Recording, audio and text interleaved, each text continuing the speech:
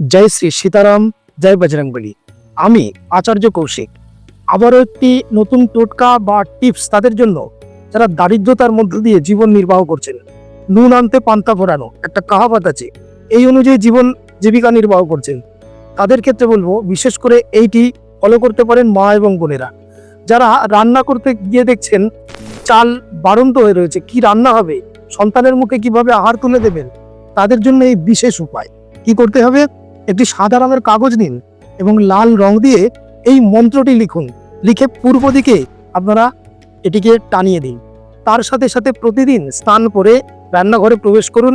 প্রবেশ করার সঙ্গে সঙ্গে যে মন্ত্র, সেই মন্ত্রটি ধূপদীপ জ্বালিয়ে তার পূজা আরাধনা করুন এবং প্রার্থনা করুন, হে দেবী অন্নপূর্ণা, আপনার রান্নাঘরে যেন সদা সর্বদা অন্নে পরিপূর্ণ থাকে। মন্ত্রটি কি স্ক্রিনে দিচ্ছি, তাও মুখে বলে দিলাম। অন্নপূর্ণে সদাপূর্ণে শঙ্কর প্রাণ বল্লভে জ্ঞান বৈরাগ্য সিদ্ধিয়ে ভিক্ষাং দেহি চা পার্বতী।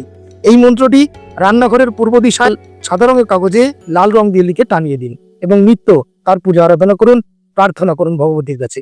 নিশ্চিত অন্যের অভাব ঘুচে যাবে এবং সুখ স্বাচ্ছন্দ্যে জীবন জীবিকা নির্বাহ করতে পারবেন। করে দেখুন কি ফল পেলেন, কমেন্ট বক্সে জানাবেন। এবং এমন ধরনের প্রতিদিনের নিত্য নতুন টিপস টোটকা পেতে চ্যানেলটিকে সাবস্ক্রাইব করবেন এবং প্রিয়জনের মধ্যে বেশি বেশি করে এই ভিডিওগুলোকে শেয়ার করে দেবেন। ভালো থাকবেন, সুস্থ থাকবেন। জয় শ্রী সীতারাম, জয় বজরংবলী।